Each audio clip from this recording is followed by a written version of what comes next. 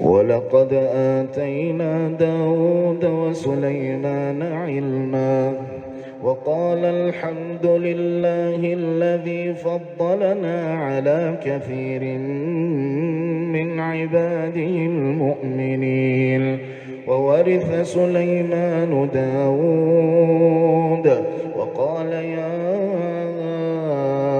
أيها الناس علمنا منطق الطير وأوتينا من كل شيء إن هذا لهو الفضل المبين.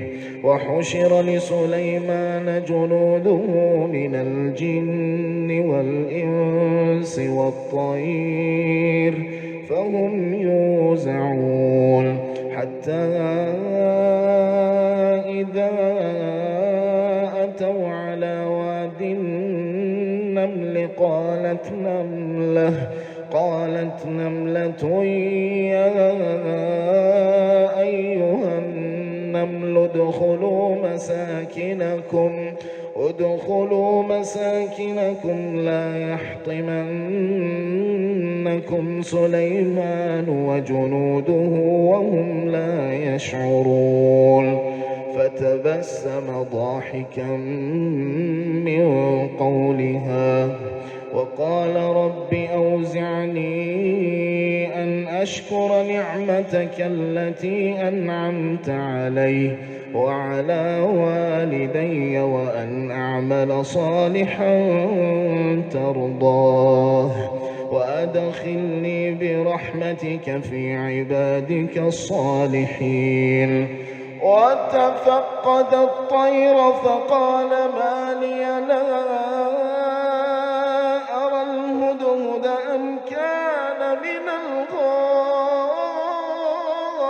الغائبين لأعذبنه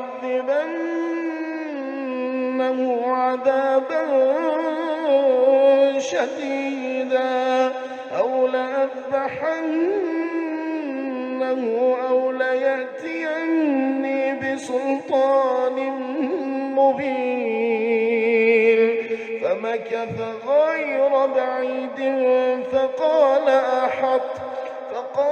أحطت بما لم تحط به وجئتك من سبأ بنبأ يقين. إني وجدت امرأة تملكهم وأوتيت من كل شيء ولها عرش عظيم. وجدتها وقومها يسجدون للشمس من دون الله وزين لهم الشيطان أعمالهم فصدهم عن السبيل فهم لا يهتدون. ألا يسجدوا لله الذي يخرج الخبأ في السماوات والأرض ويعلم ما تخفون وما تعلنون. الله لا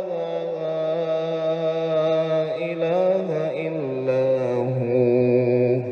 الله لا إله إلا هو. لا إله إلا هو رب العرش العظيم.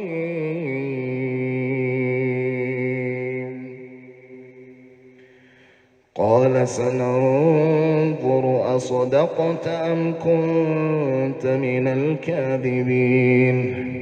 اذهب بكتابي هذا فألقه إليهم ثم تول عنهم فانظر ماذا يرجعون.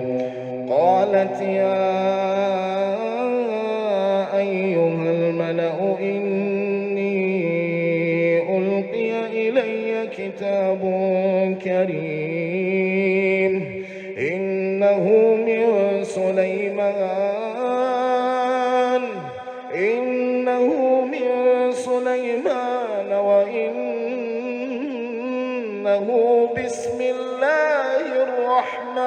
الرحمن الرحيم ألا تعلوا علي وأتوني مسلمين. قالت يا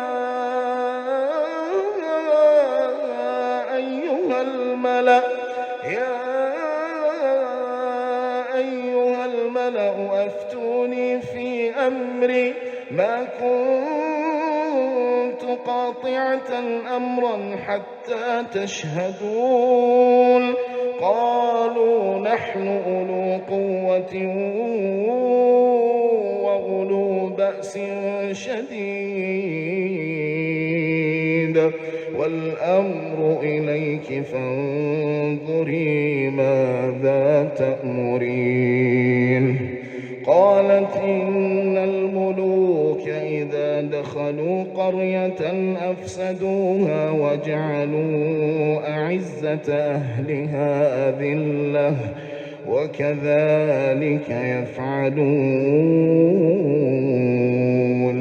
وإني مرسلة إليهم بهدية فناظرة بما يرجع المرسلون. فلما جاء سليمان قال أتمدونني بمال فما آتاني الله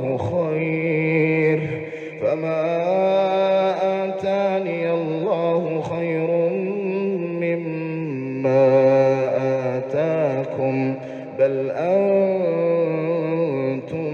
بهديتكم تفرحون. ارجع إليهم فلنأتينهم بجنود لا قبل لهم بها ولنخرجنهم منها أذلة وهم صاغرون. قال يا أيها الملأ أيكم يأتيني بعرشها قبل أن يأتوني مسلمين. قال عفريت من الجن أنا آتيك به قبل أن تقوم من مقامك وإني عليه لقوي أمين. قال الذي عنده علم من الكتاب أنا آتيك به قبل أن يرتد إليك طرفك. فلما رآه مستقرا عنده قال هذا من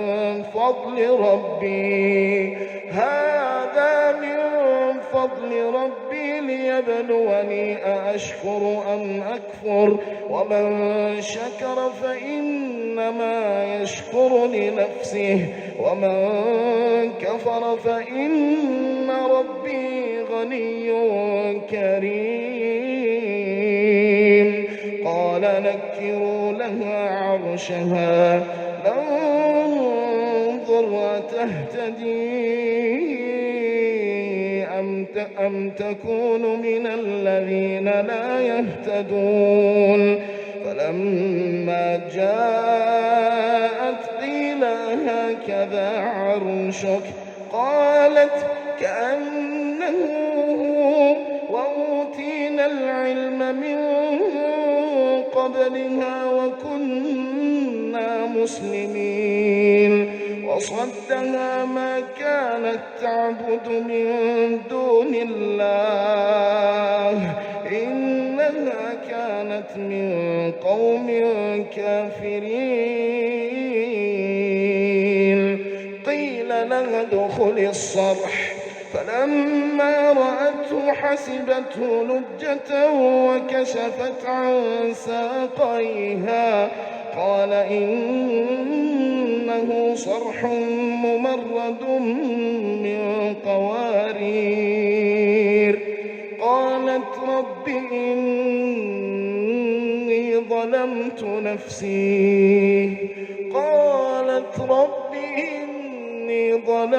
نفسي وأسلمت مع سليمان لله رب العالمين.